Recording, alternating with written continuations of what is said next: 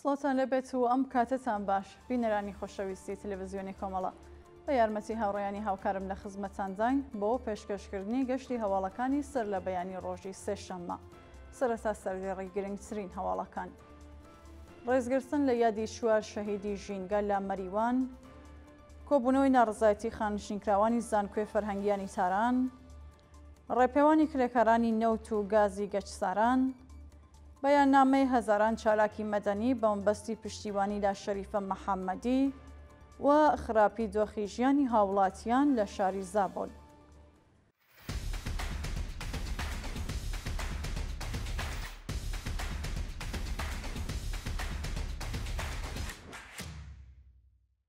ڕێزگرتن لە یادی چوار شەهیدی ژینگە لە مەریوان لە هەفتەمین ساڕۆژی گیانبەختکردنی چوار شەهیدی ژینگە لە شاری مەریوان هاوڵاتیان بە کۆبوونەوە لەسەر بەرزایەکانی ئەو شارە یادیان بەرز ڕاگرتن. شەریف باجوەر، ڕەحمەت حەکیمینیا، ئومێد کۆنەپۆشی و محەممەد پەژوهی لە کاتی کوژانەوەی ئاگری دارستانەکانی ئەو شارە لە ئاگردا گیانیان لەدەستا و بوون بە هێمای خۆڕاگری خەڵک لە دژی کاولکاریەکانی ڕژیم لە کوردستاندا. لە مەراسمێکدا چالاکانی ژینگەئی خەڵکی ئەو شارە و هەروەها بنەماڵەی قوربانیان لەگەڵ گیانبەختکردووان پەیمانیان نوێ کردەوە و جەختیان لەسەر ئەوە کردەوە کە بەردەوام ئەبن لە پاراستنی ژینگەی کوردستان. کۆبوونەوەی ناڕزایەتی خانشینکراوانی زانکۆی فەرهەنگیانی تاران ڕۆژی دووشەممە سێ خەرمانان کۆمەڵێک لە خانشینکراوانی زانکۆی فەرهەنگیان لە شاری تاران دژ بە پێنەدانی حەقدەستەکانیان کۆبوونەوە و ناڕزایەتیان دەربڕی. ناڕازیان بە وتنەوەی دروشم و هەڵکردنی پلاکارد، خوازیاری پێدانی حەقدەست و مەزایەت وەخراوەکانیان، بەرزکردنەوەی ئاستی حەقدەست بە پێڕێژەی هەڵاوسان، دابینکردنی بیمەی دەرمانی کارامە و هەروەها بایەخدانی ڕژیم بە ژیان و معیشەتی خانشینکراوان بوون. کۆبوونەوەی خانشینکراوانی تامین اجتماعی لە شوش ڕۆژی دووشەممە سێ خەرمانان خانشینکراوانی تامین اجتماعی لە شاری شوش دژ بە نابەرابەری ئابووری و هەروەها جیاکاری لە حەقدەستەکاندا کۆبوونەوە و ناڕزایەتیان دەربڕی. بەشداربووانی کۆبوونەوەکە ئاماژەیان بەوە کرد کە بۆ ماوەی چەند مانگە حەقدەستەکانیان وەرنەگرتووە و تەنانەت لە کاتی کۆبوونەوەشدا لەلایەن هێزانیەکانی ڕژیمەوە هێرش دەکرێتە سەریان. ناڕازیان خوازیاری لابرتنی جیاکاری لە حەقدەستەکاندا، وەجی هاتنی بەڵێنەکانی حکوومەت، هاوسەنگسازی حەقدەست، پێدانی حەقدەست و مەزایەت وەخراوەکانیان و کۆتایهێنانی گوشار بۆ سەرچالەکانی سنفی و معەلیمان بوون. ڕێپێوانی کرێکارانی نەوت و گازی گەچساران ڕۆژی دووشەممە سێ خەرمانان لە کۆبوونەوەیەکدا کرێکارانی نەوت و گازی گەچساران خوازیاری لابرتنی شرکەتە پەیمانکاریەکان و پێدانی حەقدەستەکانیان بوون. بەشداربووانی کۆبوونەوەکە با وتنەوەی دروشم و هەڵگرتنی پلاکارد دژ بە سیاسەتەکانی دەوڵەت و وەزارەتی نەوت ڕاوەستان و خوازیاری دابینکردنی بیمەی دەرمانی و ئەمنیەتی پیشەیی، پێدانی حەقدەست و مەزایەت وەخراوەکانیان و هەروەها ڕوونکردنەوەیەک سەبارەت بە سیاسەتەکانی دەوڵەت لە ئاست حەقدەستی کرێکاران و خانشینکراوان بوون.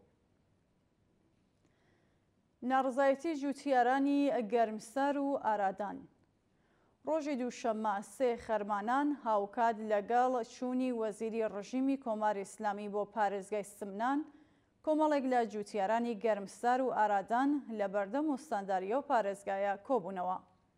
بە وتەی کەشاوەرزان وشکە ساڵیە بەردەوامەکان لە ئێران گواستنەوەی ئاویە و پارێزگایە بۆ شوێنەکانی دیکە و جیاکاری لە بڵاوکردنەوەی هەقاوە بووە بەهۆی زیانگەیشتن بە بەرهەمەکانیان و دۆخی ژیانیان لە خراپیدایە. ناڕازیان خوازیاری پێدانی هەقاوەکانیان، لابردنی جیاکاری، کۆتایهێنان بە گواستنەوەی ئاویە و پارێزگایە بۆ ناوچەکانی دیکە و هەروەها وەڵامدانەوەی بەرپرسان سەبارەت بەم کێشەیە بوون.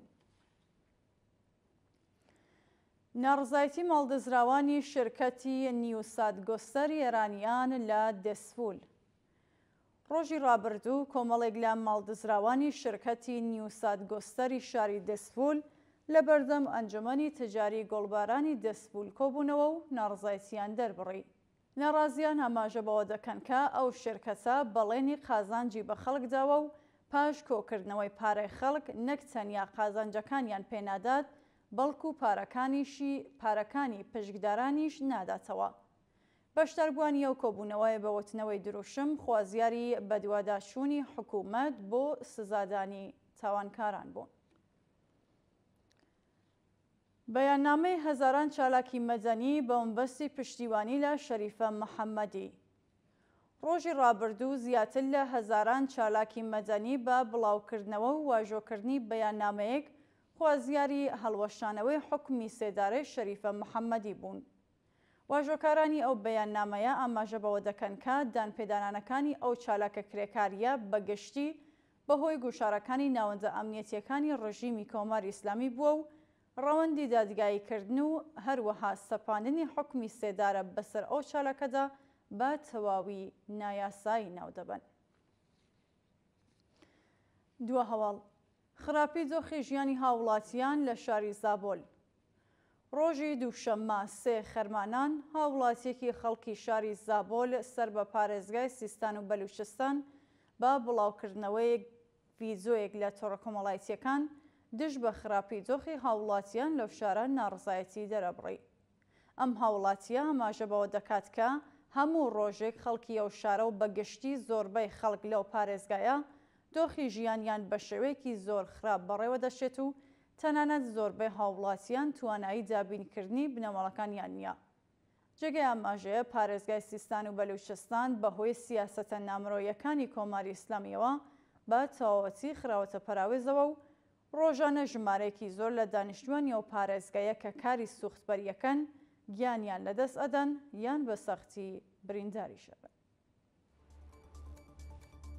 بینەرانی خۆشەویست هەواڵەکانتان پێشکەشکرا هەر شاد و ئاسوودە بن.